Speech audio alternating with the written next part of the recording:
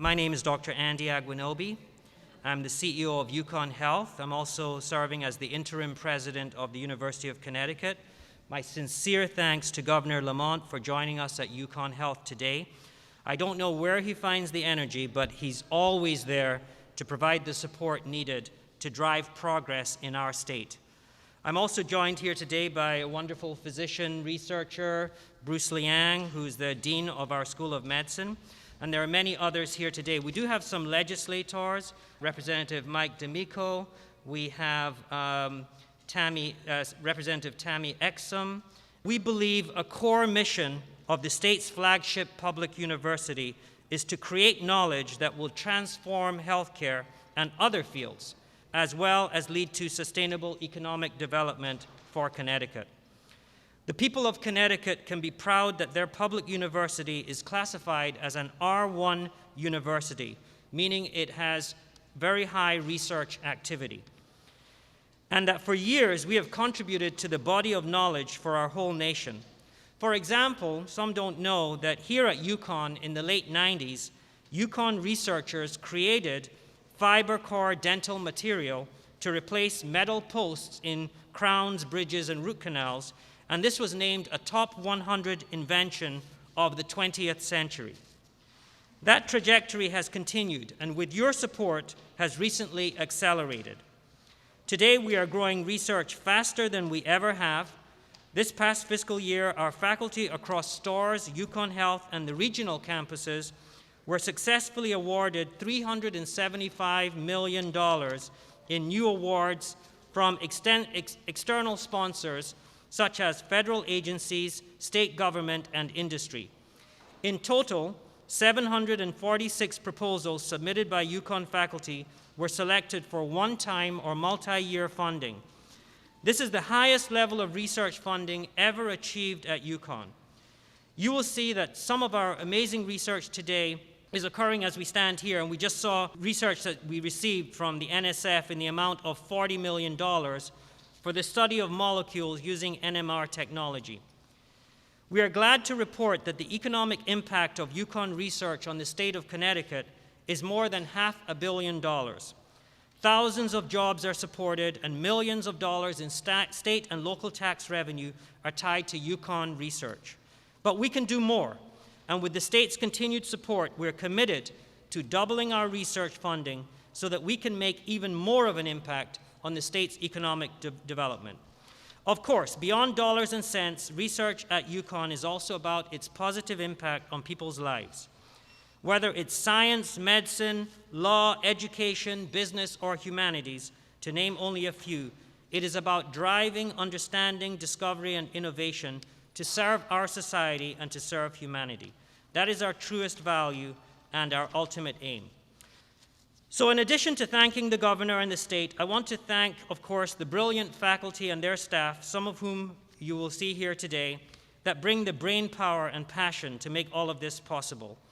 Their commitment and curiosity, along with state support, has paved the way for UConn to become a research powerhouse for our state and the nation. Now, please welcome our Associate Vice President for Research at UConn, Dr. Michelle Williams. Thank you, President Aguinobi, and welcome, Governor. We are always delighted when you come and visit our campus.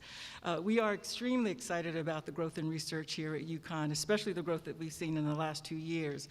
And that growth would not have been possible if it were not for the shared vision of our leadership, the strategic investments that have been made at the university, as well as our expanded partnerships. That vision really begins at the top. President Aguinobi has made research a priority, a university-wide priority. And that priority is shared by our provost, Carl Shui, our vice president for research, innovation, and entrepreneurship, Radinka Merrick, who unfortunately really should have been here today and couldn't make it, as well as our 13 deans of our schools and colleges. It's important to have that shared vision because that is where we make our critical investments, and that has been key to the university. That investment has not only been in outstanding faculty, as President Aguinobi has just stated, it has also been in the extraordinary students that we've been able to attract and the outstanding research staff and professionals that work to transform and move our research engine. Those are very critical investments. In addition, we have made extraordinary investments in research infrastructure. The university boasts some of the most state-of-the-art research instrumentation in the world, and not just in the nation, but in the world. We have also made extraordinary investments in centers and institutes that are nationally and globally recognized for its research excellence. In addition, we have fostered extraordinary partnerships. Our most important and significant partnership remains the state of Connecticut, but we're expanding those partnerships to include our industry partners in the state, as well as our federal partners. In fact, one of the key drivers to this research growth in the last 2 years has been the number of large, multi-million-dollar, multi-institution awards granted to the university. In the past, UConn may have been a secondary partner, but today, UConn is the lead institution. And that speaks to the caliber and quality of research being conducted here at the university. So it is hard to think about where we might be in the next year or two, but if we continue to have that shared vision in terms of our leadership, if we continue to make these kinds of strategic investments, if we continue to expand those partnerships, there's absolutely no reason why we won't be here again next year or the year after. Thank you. Thank you, Dr. Williams. Now, please welcome one of the outstanding researchers I referenced earlier, Dr. George Kushel.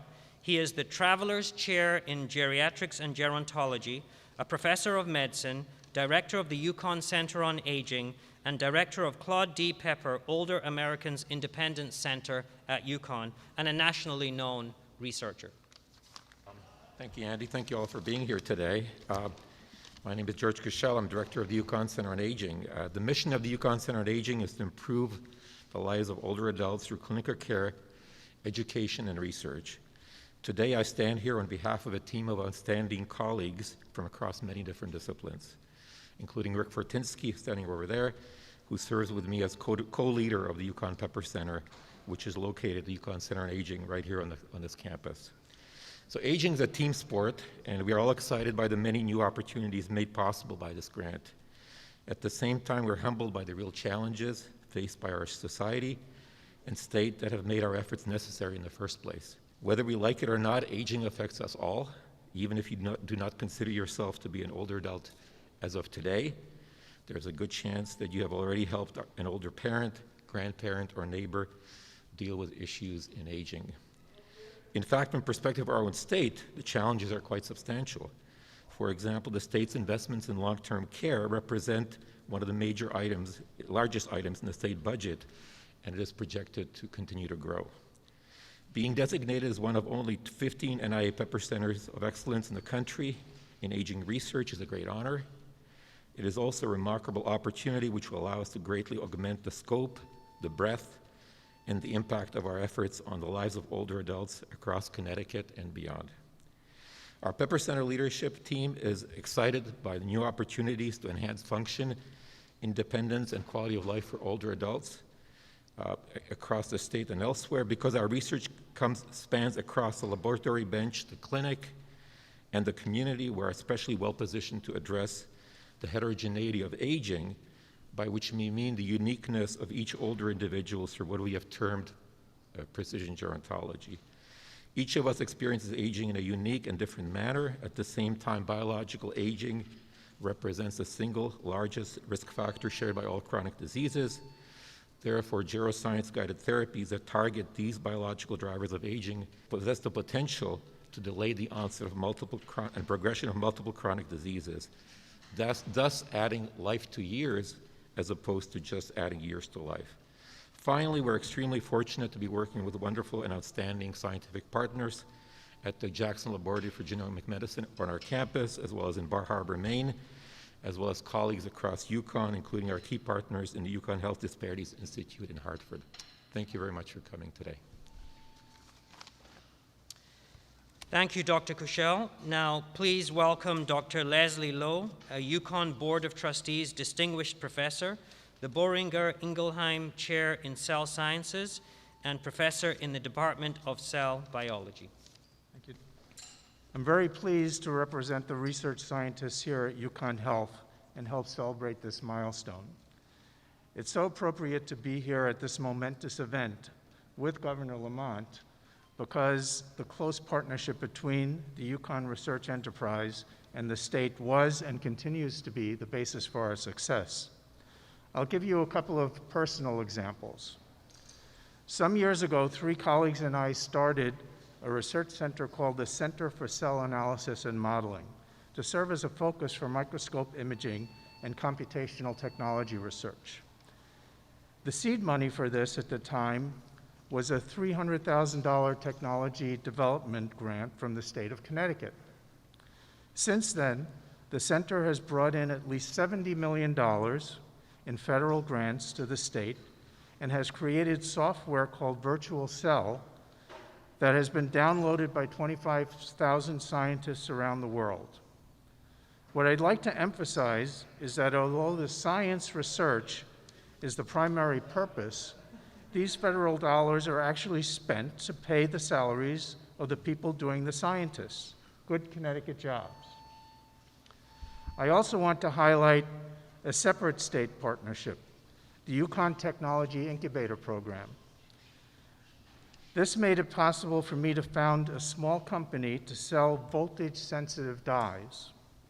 This technology has been developed in my academic lab over many years and is patented by Yukon. The fluorescent dyes allow scientists to image dynamic patterns of electrical activity in the heart and the brain, with resolution down to a single cell.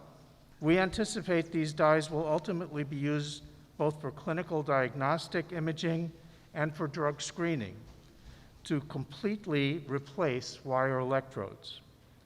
The Technology Incubator Program is a direct example of how Yukon fosters economic development through technology transfer in collaboration with the state. I'd like to particularly acknowledge Dean Liang for his tireless support and promotion of technology transfer within the School of Medicine. Congratulations, Dr. Agwanobi, Dr. Marek, Dr. Williams, Dr. Kushel, Dr. Liang, Governor Lamont, and all my dedicated colleagues for achieving this milestone. Thank you, Dr. Lowe. And now I would like to introduce the person, the man who needs no introduction, Governor Lamont. Thank you. Well, thanks, Andy and Michelle and everybody. Look, I'm a history and sociology major, so let me tell you what I hear. What I hear is we've doubled the amount of federal grants that we've earned this year compared to just a couple of years ago. What I hear is that people around the country are recognizing the incredible work going on at UConn Health and University of Connecticut and rewarding that with incredible research dollars.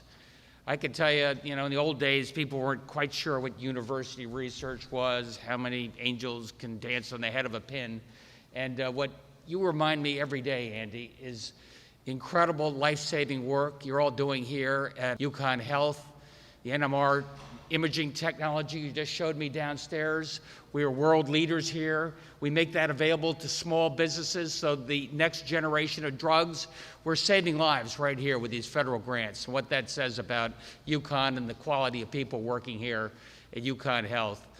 And I know that these grants go beyond healthcare and life sciences and what we've seen. I know what it means in terms of advanced manufacturing, what that means in terms of composite materials, what you're doing in reward in terms of computer science and engineering. And as a governor, I particularly love the fact that it's happening here in Connecticut. We're starting up amazing new innovative businesses here in Connecticut, great jobs here in Connecticut. And that's how we stay ahead of our competition. That's how we save lives. That's how we fly planes faster, and all the other amazing innovations that this federal grant is doing. And Andy, I think it just says a lot about your stewardship at University of Connecticut. I think people recognize the incredible strides and great momentum we have at this university.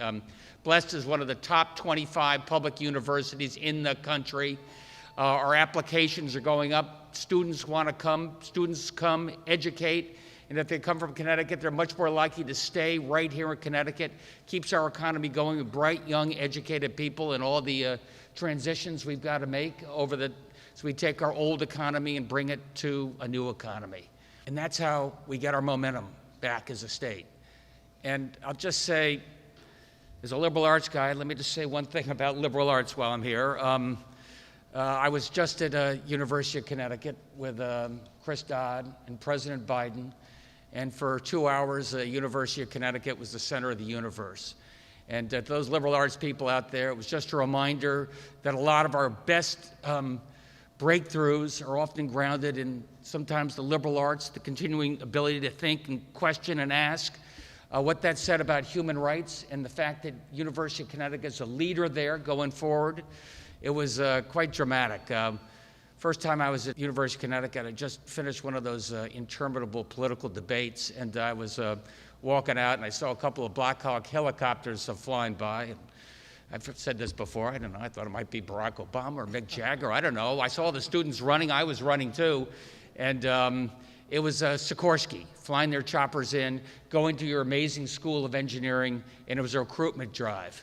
And there I was thinking back as I saw the 5 helicopters and the president flying in just 10 days ago. And what that said about Connecticut, what it said about our innovation. We are the most innovative state in the world, going back a few generations, and we're getting that mojo back. And I got to tell you, the life sciences and what you're all doing here at UConn Health, as rewarded by the incredible increase in research dollars we're getting from the feds, means that the rest of the world's beginning to recognize your good work, and that's why I'm here today. Thank you so much. Thank you so much, Governor.